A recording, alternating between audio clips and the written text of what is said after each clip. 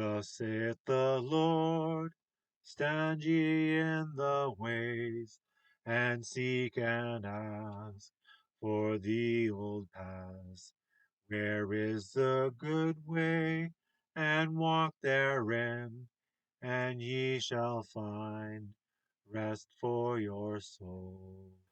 So today I'm going to do a short video, fairly short. I'm going to try to make it as short as I can, about the Eden diet, so that way people can have just a short, kind of concise idea of what the Eden diet was and what God actually gave us to eat. But there's one thing that I need to do first in order for us to believe it, I guess, per se. And it's all this Greek and Hebrew stuff that people do, having their own private interpretations. So we have a Bible, and we should believe the Bible. Now, we have many different Bibles today, and they're not the same. Just like if you go to the Greek and the Hebrew, it is not the same as many of the Bibles, and everybody gets to make up and choose their own definitions, which is a private interpretation. But we as Seventh-day Adventists, and this is where we stand out and we shine, we believe that the Bible is inspired, and we believe that God has protected it. So we should believe that anyway. So I'm going to read two quotes from Ellen White just to kind of give us an idea of which Bible translation maybe we should be reading to understand these things. I'll say, like you can go and you can get the Luther Bible, or you can get the, I guess was it Wycliffe? No, who was the other person? Tyndale. Somebody else wrote an English version, and they're all going to roughly harmonize, because God was with these people as they wrote it, including the King James writers of the Bible. And this is interesting. And this is where Ellen White is going to kind of shine a little bit. Okay, first quote. This holy book has stood the assaults of Satan, who has united with evil men to make everything of a divine character shrouded in clouds and darkness. But the Lord has preserved this holy book by his own miraculous power in its present shape. Notice that, in its present shape, not previous shape, not Greek and Hebrew shape. A charter guidebook to the human family to show them the way to heaven. Okay, now I'm going to take another quote that's going to even define this even more. Okay, monumentous truth is conveyed to the mind through the reading of scriptures. Every word is a valuable pearl. No word is to lose its virtue or force. One word changed would injure the thought and destroy the lesson taught. By incorrect punctuation, the meaning of the word of God may be greatly altered. The Holy Spirit directed and impressed the writers of the Bible. These men did not write words of human wisdom, but words given them by God. Okay, so I'm just going to stop right there. Okay, she said the writers of the Bible. So the Greek and Hebrew did not have punctuation. And here she's identifying punctuation, and she's talking about every word, because every word should be life to us, and God has protected that. And I'll explain the difference as I go through this, because the writers understood something even if they didn't understand it, but God still directed them. And this is the beauty of the King James Bible, is because sometimes the writers would italicize the word, which means they guessed. Sometimes their guessing was right, sometimes their guessing was wrong. But at least we have a knowledge that, hey, they didn't understand something, and they're just openly showing us that. So we can look at it ourselves. We can go to the Greek and Hebrew if we want, and then we have to weigh and decide, were they right, or is the Greek and the Hebrew right? Okay, and we're going to see this right away. First verse, Genesis 1 verse 11. And it says, and God said, let the earth bring forth grass, comma, the herb yielding seed, comma, and the fruit tree yielding fruit after his kind, whose seed is in itself upon the earth. And it was so. Okay, so here we have three distinct things. You have grass, you have herb yielding seed, and then fruit trees. Now, if you go to the Greek and Hebrew, you have grass, and then you have grass that has seed.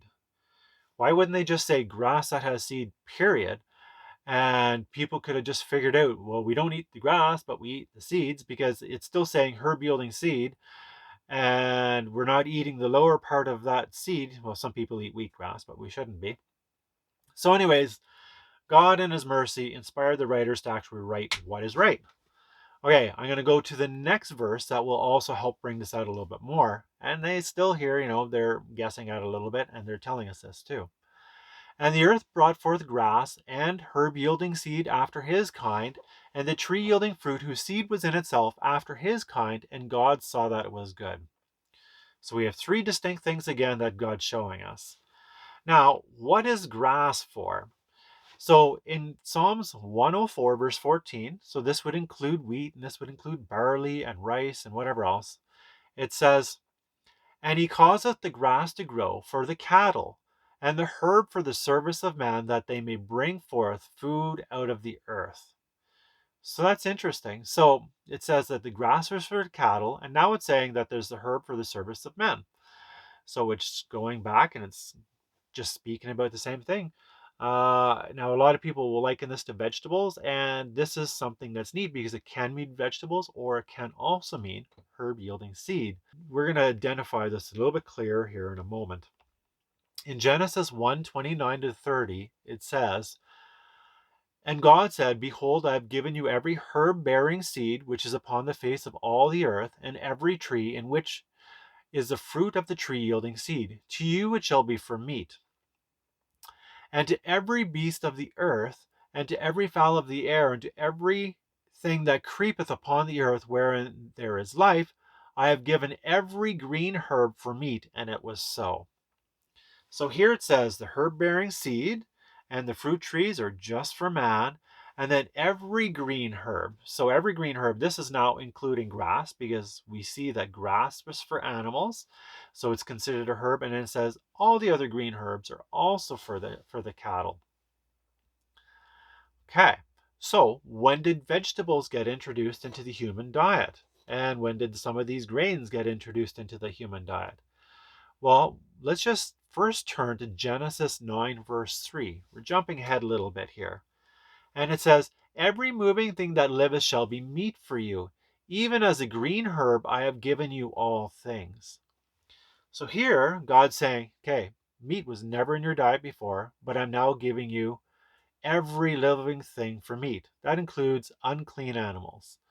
Okay. Noah knew better. He's like, if I eat the unclean animals, they die as a species, so I can only eat the clean animals. But God did say, every living thing shall be meat for you. And then he says, as I have, even as the green herb, I have given you all things. So he's saying, just like the green herb that I gave you to eat, I'm now giving you animals to eat as well.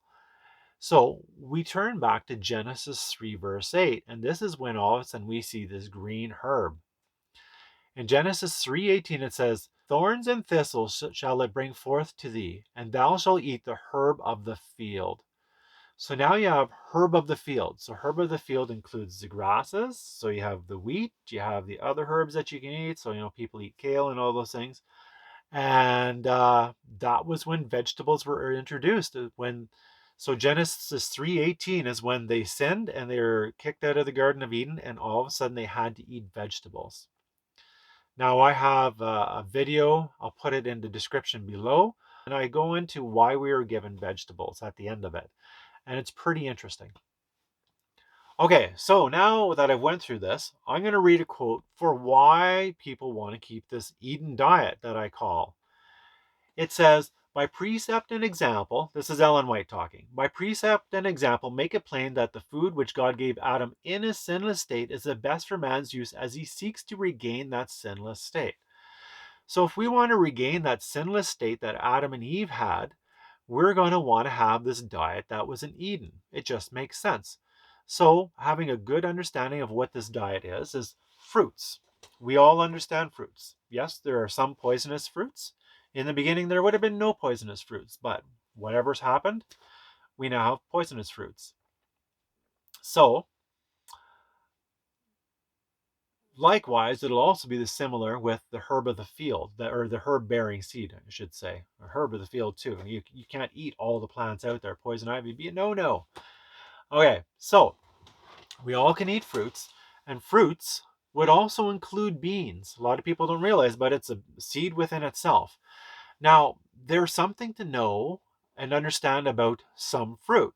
We can dry a lot of fruit and then we can eat it later, and it's not a problem to eat it later raw, but some of it needs to be cooked. And this is a quote from Ellen White that's going to just help us to understand a little part of this. So if you're going to be eating beans, because I ate a lot of beans in place of nuts instead of nuts. It says, so with fruits, ripe and fresh, they are as wholesome as they are delicious. But green, partially decayed, or overripe fruit should never be eaten raw. When cooked, unripe fruit is less objectionable. So far as possible, however, we should use fruit in its natural state. The more we accustom ourselves to use it fresh from the tree, the greater will be our enjoyment of the fruit, and the more benefit we shall receive from its use. So if you have overripe fruit or underripe fruit, there's another quote I think where she talks about you'd have to cook underripe fruit. It's otherwise it's you're not getting nutrition from it, right? But when you cook it, then it's going to help release some of the nutrition. Okay, so now we know there's some things that, you know, dried beans, that's overripe fruit. You put them in a big pot of water, cook them and cook them and cook them. Doesn't matter how much water is in there. And this is the beauty of the beans. Like it might turn to like peas will turn to mush, if they're split, but if they're whole, they stay together. And it usually, unless you like super overcook them, it's not good. Okay, so herb-bearing seeds. And this is one of the difference with herb-bearing seeds versus the grasses. All the grasses are non-digestible to us raw, but herb-bearing seeds are digestible to us raw. Now, these seeds come from, say, vegetable flowers or just flowers. They all come from flowers. So if we think about flowers, how nice is that? We could have our gardens full of flowers now, which are beautiful, and eat those seeds. But we have to be intelligent about this. We have to realize that if it's small, hard seeds and we can't chew them and break them with our teeth, they're probably not something for us to eat. It makes no sense that we'd eat them. But if you can break them with your teeth, then fine. I've sprouted them. But as soon as when you sprout them, then you turn them into something that you shouldn't eat. And sprouts are actually not very digestible. But when it's as a seed, it's more digestible. So I just want to go over something that I seen one time. And it was actually pretty neat. I don't remember where I was. I just remember seeing this happen. I was somewhere and there was this rabbit in the grass, and it was just a short lawn, and all the dandelions were sticking up, and you had the tuft of dandelion, and the rabbit was coming along, and it wasn't eating the leaves, it wasn't eating the flowers, the yellow flowers on a lot of the plants. It was going and specifically eating all the seed tops. That was the only thing it was eating in the yard. It ignored the clover, it ignored everything else, and it just ate dandelion seeds. And lo and behold, praise God, we have all the food in the world if you have dandelions growing in your lawn. Because do you know what? This herb-bearing seed includes dandelion seeds. Did you know that they're edible, they're digestible, you can eat them raw, and totally fascinating. Get rid of the fluff, but you can eat the seeds. Just like that rabbit seemed to know that was the healthiest thing for him in that lawn. When we'd be thinking, well, eat the clover or the clover tops or eat something else, but it ate all these seeds. So, what other seeds can we eat? Any seeds that are not grass. Now we also have to be smart about this. Like I said, some seeds are not edible. So I'd say for somebody that's say like a woman, if she's going to be eating carrot seeds, so carrot seeds, which is also Queen Anne's lace, while it's edible and people turn it into a coffee substitute, it works as an implantation inhibitor. And what does that mean? This means that it prevents fertilized eggs. So when a man and woman come together, uh, and there's conception that happens, it prevents fertilized eggs from implanting and developing into a pregnancy. So it just doesn't allow it to go into the exact same place where it needs to in order to thrive. So you have this conception, and people might debate, is that an abortion, is that not an abortion, like the seed, it just dies out. So I would say, yeah, some things women probably shouldn't eat. The men could eat it though. But not to say that that's a great thing. But let's just think about some of these other seeds that are common for us that you can actually buy in the store. So pumpkin seeds, that's still a fruit, but you can eat the seeds from it. You have flax seeds, sesame seeds, poppy seeds, sunflower seeds, quinoa, plantain, which a lot of people will know as like psyllium. They'll buy psyllium husk or psyllium seed, and that's just plantain. It just grows out in the lawn. And I eat this. I've been eating this for years, never even thought about it. I just go along, pick it, and get some of the seeds out, and just pop them in my mouth. Chia seeds, buckwheat, amaranth, dandelion, coriander, cilantro, dill. The list can go on and on and on. Like there's so many things that we probably have no idea that we can eat. There's borage seeds. Um, but one thing that we need to remember is that these seeds, when we're eating them, they're often just dry. So when you eat it, remember it's going to double in size. So understanding that, in general, they'll all double in size. So when you eat it, you just need smaller amounts and smaller quantities if we're eating them raw. You can cook them too. They lose some of their nutritional value. And then all of a sudden you need recipes, which recipes will be done away with because some people might say, well, you don't really need a recipe, but I went to cook buckwheat the other day and I'm like, I don't know how much water to add and I don't want to overcook it and you just want it to be just right. So it was a lesson for me, hey man, you can eat it raw. And that was when I'm like, how do they taste raw? And it actually wasn't too bad. I just mix it in with just other stuff. I'll just take some fruit, I'll cut it up, throw it in a bowl, and throw a bunch of seeds on top of it. So when we're eating these seeds, we're still getting our protein. And if we just realize that, if I'm eating like a quarter cup of seeds, that's like a half a cup of like cooked stuff, and that's a good amount of protein going on there. Um, yeah. So, and we just have the thing with seeds is that digestion begins in the mouth. And this is something that people don't realize. You have to thoroughly masticate that seed. So, and if you have fruit in there, you got to get them together because it might even be better to eat the seeds by themselves separate. Uh, I don't know. But it's our saliva that begins the digestion process. And if we have our seeds thoroughly masticated, that is when we're going to get the nutrition from it that is really needed for us. So something to realize too is some seeds, say like some hairy seeds, might not be good for you. Like Queen Anne's lace, that's like a warning. It's got hairy on it, and so it's not as nice. Another seed would be like rosehip seeds. You don't want to be eating rosehip seeds. That's technically a fruit, but those little hairs, I guess, can really bother some people too. They get into the urinary tract. Don't ask me how they do that, but so not all seeds are good to eat and are edible. Like definitely like stone fruits, we don't eat the seeds on those. But herb-bearing seed, flowers, who knew? Poppy, right? There's some poppy seeds you can eat, some poppy seeds you can't. But even if you're eating poppy seeds and you're eating them in a large quantity, you will probably test positive for whatever is actually in it when you do a drug test, even though it's not going to have any effect on you. So, anyways, this is the study on the Eden diet. I'm hoping it's helpful that people can understand we have fruits aplenty that are edible, right? And if they're if they're green or too ripe, we need to cook them for the proper nutrition. And when we have all these herb-bearing seeds, it's all these seeds, not including the grains. So millet is also a grass too. So just look up, if you're not sure, just look up, is this plant a grass? And it'll tell you whether it's a grass or whether it's going to be a herb-bearing seed. And I pray that this video is a blessing for those that are seeking to restore their relationship with Christ.